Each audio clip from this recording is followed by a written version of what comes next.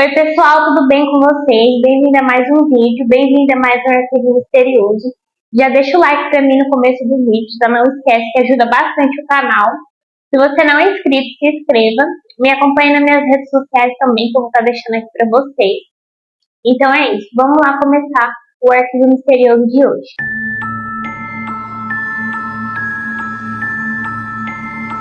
Nosso arquivo misterioso de hoje vai contar a história de Febrônio Índio do Brasil, o filho da luz. Febrônio Índio do Brasil nasceu em 14 de janeiro de 1895 em Jequitinhonha, Minas Gerais. Ele era o segundo filho de 14 filhos do casal de lavradores, Teodoro Simões de Oliveira e Reginalda Ferreira de Matos. Provável nome verdadeiro era Febrônio Ferreira Matos, mas ele ganhou esse nome de Febrônio Índio do Brasil porque ele se apresentava assim para as autoridades. Seu pai, Teodorão, era conhecido na região. Ele trabalhava como lavrador, porém ele começou a trabalhar em algum tempo como açougueiro. E ele era alcoólatra e por várias vezes, por muito tempo, ele batia na mulher dele, na Reginalda e também nos 14 filhos. E várias vezes o Febrônio via as agressões que a mãe dele sofria. O Febrônio também apanhava várias vezes. Em 1907, o Febrônio acabou fugindo e provavelmente nessa época ele tinha uns 12 anos. Então ele fugiu da casa dele com um caixeiro viajante. Ele chegou em outra cidade, em Diamantina, onde ele acabou sendo alfabetizado lá e acabou aprendendo várias coisas. E depois de algum tempo ele começou a morar em Belo Horizonte e lá ele ganhava vida trabalhando como engraxate e auxiliar de serviços gerais. Em 1909, o Febrônio tinha 14 anos e ele foi morar no Rio de Janeiro. Depois ele voltou para Minas Gerais aos 19 anos e lá ele começou a se apresentar como Pedro de Souza. E nessa época o Febrônio começou a cometer vários delitos. E os delitos dele registrados foram de 1916 a 1929.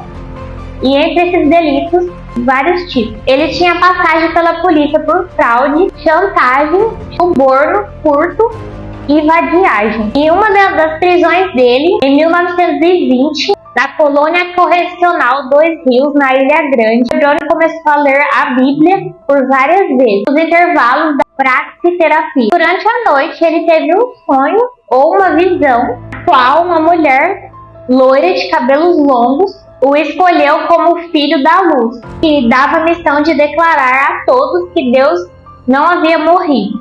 E segundo a visão dele, ele deveria tatuar meninos com as letras D, C, V, X, V e I, que significava Deus, caridade, virtude, santidade e imã à vida. E a tatuagem basicamente serviria como talismã para aqueles que exibissem o corpo.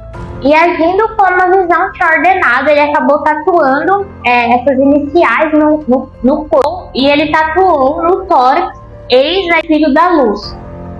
E em toda a circunferência do tronco ele tatuou as letras, as iniciais. Então ele começou a escrever um livro. E esse livro era As Revelações do Príncipe do Fogo, que foi publicado em 1926. Então, tem várias mensagens incompreendíveis que eram retiradas desses sonhos, essas visões que ele tinha. Em 1921, ao sair da colônia correcional, o Febrônio montou uma cooperativa médica e essa cooperativa levava o nome de Auxiliadora Médica. E essa cooperativa foi anunciada no jornal Correio da Manhã. E o anúncio foi lido por dentista Bruno Ferreira Gabina, que acabou se associando à cooperativa. E o Febrônio se apresentou para o Bruno e também para quem tinha interesse nessa cooperativa, como Joaquim Índio Brasil. O Febrônio alugou um consultório médico e ele alugou um consultório médico e começou a usar junto com o Bruno. Porém, um mês depois eles acabaram abandonando o local porque eles não tiveram dinheiro para pagar o aluguel. Em 1922, o Febrônio tomou o diploma do Bruno e não se sabe o que aconteceu com ele. Tanto que depois ninguém teve informações dele, nem nada do tipo. Nem a própria mãe do Bruno, né, do dentista, não tinha notícias dele e até hoje não se sabe o que aconteceu com ele. E o Febrônio, ele gosta do diploma do Bruno e começou a se passar por dentista. Então, o Febrônio se passava por Dr. Bruno Gabin. O Febrônio abriu um consultório odontológico no centro do Rio de Janeiro, onde ele demonstrava comportamento sádico e por muitas vezes ele acabava arrancando os dentes sadios dos pacientes. E devido à má reputação, né, que ele acabou ficando, né, porque as pessoas iam lá, né, atrás de tratamento e acabavam saindo, né, sem os dentes. Então ele acabou fechando o consultório e abriu uma agência de empregos. Então ele acabou enganando várias pessoas que procuravam, né, por emprego. Ele pedia, né, um dinheiro, né, como caução para as pessoas depositarem para ele, para depois ele arrumar um emprego. Então várias pessoas acabaram caindo, né, nesse golpe. Perseguido pela polícia, o Febrônio acabou se mudando para a Bahia em 1925, onde também atuou como falso dentista pelo nome de Dr. Febrônio Simões de Melo, índio do Brasil. E o mais chocante desse caso é que ele saía de toda a cidade e continuava atuando como dentista normalmente, né? Como se realmente ele fosse dentista. Depois ele acabou indo para Mimoso do Sul, no estado do Espírito Santo. E no local ele também continuou atuando como Dr. Bruno Gabin. Ele não ficou muito tempo na região porque ele acabou prescrevendo remédio errado para 2 crianças e as crianças acabaram morrendo. Então ele acabou fugindo dessa cidade também. E depois ele foi para a cidade de Rio Casca e lá ele se apresentava como Dr. Uzeda Filho. E lá ele atuava como médico e ele chegou a causar uma morte de uma mulher que estava em trabalho de parto. E de volta para o Rio de Janeiro, o Febrônio foi preso 8 de outubro de 1926. E ele foi flagrado em atitude suspeita no Morro do Pão de Açúcar. Ele apresentava ideias delirantes e mentia compulsivamente. E ele foi internado no Hospital Nacional de Psicopatas. E ele ficou pouco tempo lá, ele acabou saindo semanas depois. E nessa internação ele acabou sendo examinado pelo médico, um médico de verdade, o Dr. Adalto Botelho, que diagnosticou o Febrônio como doente mental. Em janeiro de 1927, estando mais uma vez preso, o Febrônio acabou abusando de 2 colegas de cela na 4ª Delegacia Auxiliar do Rio de Janeiro. E ao tentar abusar de outro colega de cela, o Djalma Rosa, o Djalma tentou resistir, porém o Febrônio espancou ele até a morte. E depois disso o Febrônio acabou sendo solto, não sei como, mas ele acabou sendo solto e novamente, mais uma vez, ele foi preso. 21 de fevereiro de 1927. Ele foi preso no Morro do Corcovado enquanto ele dançava, completamente nu, com o corpo pintado de amarelo, em frente a uma criança que estava amarrada em uma árvore. E a criança, ela estava totalmente aterrorizada. E várias testemunhas falaram que mais cedo, na casa do Febrônio, que ele tinha alugado, algumas pessoas viram uma cabeça humana na casa dele, que ele tinha furtado o cemitério do Caju. E o delegado acabou encaminhando ele mais uma vez para o Hospital Nacional de Psicopatas. E na ocasião foi examinado pelo psiquiatra Dr. Juliano Moreira, que foi auxiliado pelo Dr. Henrique Roxo. Os dois ratificaram que o Febrônio sofria de doença mental. Ou seja, tinha 3 opiniões de médicos que diziam que o Febrônio tinha uma doença mental. Em abril de 1927, o Febrônio foi internado no Hospital Psiquiátrico para Alienados, na Praia Vermelha. E ao ser liberado, ele levou consigo outro paciente, que também estava de alta. E esse paciente era Jacob Edelman, de 17 anos. E ele acabou prometendo emprego para o Jacob no consultório odontológico dele. E no caminho, eles buscaram Otávio Bernardi, de 17 anos, um rapaz que recebeu uma proposta de emprego do Febrônio, que dessa vez ele iria trabalhar em um abatedouro. À noite, em um local deserto, em Mangaratiba, município no litoral fluminense, o Febrônio acabou tatuando as iniciais, que eu falei para vocês, do tórax do Jacob. O Otávio acabou sendo testemunha E dias depois, na praia das Flecheiras, o Febrônio acabou abusando do Jacob e fez a mesma coisa com o Otávio. E acabou tatuando o Otávio também. Então, primeiramente, ele tatuou os dois e depois acabou abusando deles. E alguns dias depois, o Febrônio acabou soltando eles. Eles estavam muito aterrorizados, com muito medo. O Febrônio acabou tatuando outra vítima, Manuel Alves, de 18 anos, no início de agosto de 1927. Ele acabou enganando também o Manuel com uma falsa promessa de emprego, assim como ele enganou todas as outras vítimas. Indo novamente a uma casa de detenção, o Febrônio acabou abusando novamente de outros colegas de celas. Em 8 de agosto de 1927, ele foi liberado, pois ele já tinha sido absolvido do crime da morte do Djalma, no início do mesmo ano. E ao sair, ele usava uma farda, usava também um boné que tinha acabado de furtar de um colega de cela. E esse boné, ele vai ser muito importante para prender o Febrônio. Vocês gravem, essa parte do boné que eu falei para vocês. No dia 13 de agosto de 1927, usando a mesma roupa, ele convenceu Alamiro José Ribeiro, de 20 anos, com uma proposta de emprego em uma empresa de ônibus. E eles pediram para se encontrar perto de um bosque, na Ilha do Ribeiro, próximo a Jacarepaguá. E o Febrônio acabou entrando em uma briga com o Alamiro, porque o Febrônio estava insistindo, com várias coisas sugestivas, e o Alamiro achou muito estranho, eles começaram a brigar por ali mesmo. E o Febrônio acabou pegando o cipó que ele encontrou ali mesmo no local e acabou asfixiando o Alamiro até a morte com esse cipó. E o corpo do Alamiro foi encontrado dias depois, estava vestindo somente a camisa e as partes de baixo, das roupas, estava somente por cima do corpo dele. E no mesmo dia que o cadáver do Alamiro foi encontrado, no dia 15 de agosto, o Febrônio acabou enganando mais uma vez outro jovem. O jovem era Joaquim, de 16 anos. Porém, Joaquim acabou conseguindo fugir, antes de ser tatuado e antes de ser morto. E pela repercussão que teve, ele acabou fugindo para Petrópolis. Novamente por lá, ele acabou se passando por Bruno. Por lá, o Febrônio acabou comprando um terno e deixou, como uma certeza de pagamento a farda azul que ele estava usando no dia do crime. Acabou assassinando o Alamiro. E quando o alfaiate foi até o hotel do Febrônio para receber a outra parte do pagamento, o Febrônio notou uma mancha no pescoço do alfaiate e se ofereceu para tratar. O Febrônio acabou aplicando tintura de iodo e logo deu vários golpes de canivete no pescoço dele, que acabou causando hemorragia do alfaiate. E poucos dias depois, o Febrônio retornou ao Rio de Janeiro. Em 29 de agosto de 1927, o Febrônio acabou abordando um garoto de 10 anos, o João Ferreira, mais conhecido como João Joca.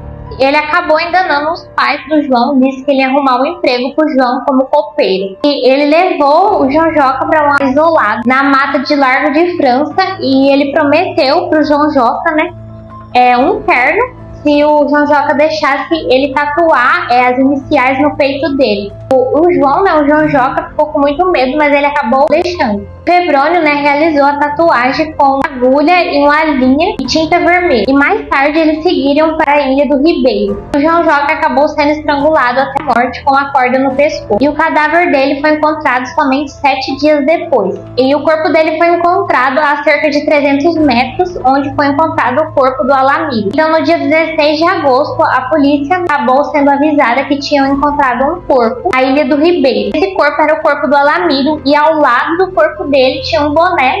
E esse boné, o que eu falei pra vocês, era o boné que o Febrônio estava usando no dia que ele saiu da prisão e no dia que ele cometeu o crime. Um dos investigadores lembrou que alguns dias atrás, uns dias antes, um detento tinha saído da prisão usando aquele boné. Pois, na prisão, ele acabou sendo informado que aquele boné tinha sido furtado de outro detento e que tinha furtado era o Febrônio. As fotos do Febrônio foram mostradas pro pai do Alamiro. E o pai do Alamiro acabou reconhecendo o Febrônio e disse que era aquele homem que tinha oferecido emprego para o filho dele. O Febrônio foi finalmente localizado no dia 31 de agosto, enquanto estava no trem de Estrada de Ferro, estação da Barra de Mauá. E o pai do João Joca também acabou reconhecendo o Febrônio, que também tinha oferecido um emprego para o filho dele, assim como o pai do Alamiro reconheceu o Febrônio. 2 dias depois, em 2 de setembro, conseguiram a confissão do Febrônio. Ele acabou admitindo que somente tinha matado o Jojoca porque os outros dois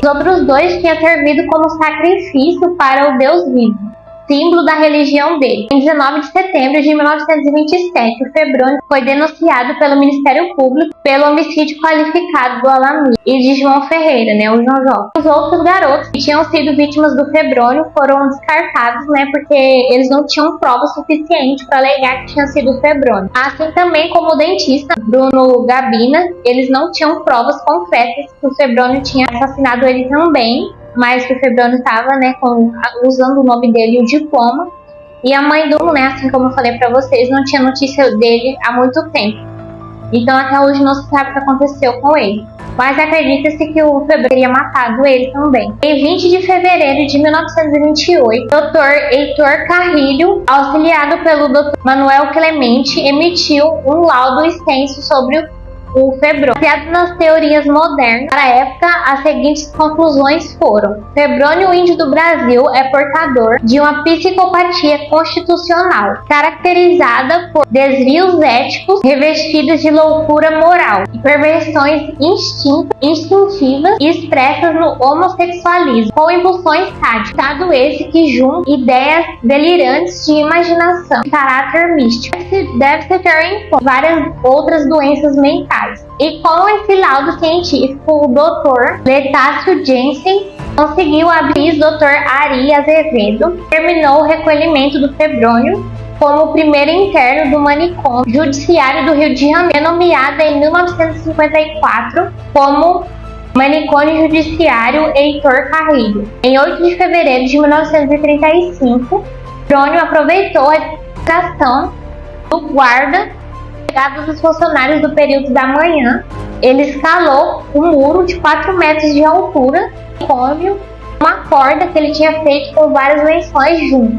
E a outra extremidade possuía um gancho com alças de cabide. E a fuga dele acabou durando somente até o dia seguinte, que um homem, Bernardino Barbosa, acabou procurando a polícia e disse que o Febrônio estava se escondendo na casa dele. O Febrônio foi encontrado totalmente despido e foi reconduzido para o manicômio judiciário, onde permaneceu até sua morte no dia 27 de agosto de 1984, aos 89 anos de idade, como consequência de um efizema pulmonar. O corpo dele foi discretamente enterrado em 5 de setembro de 1984 no cemitério do Caju. E a vida e os crimes do Febrônio geraram repercussões na cultura e influenciaram os artistas e criaram peças de teatro, algumas músicas de carnaval, cinema e alguns documentários. E a história do Febrônio acabou sendo o programa Linha Direta, dia 25 de novembro de 2004, e a história contou vários dos crimes dele. Então esse foi o arquivo misterioso de hoje. Esse é um caso muito longo, né, muito complicado. Vou dar minha opinião bem rapidinho aqui para o vídeo não ficar tão longo. Eu acho, né, que o Febrônio é totalmente doido mesmo.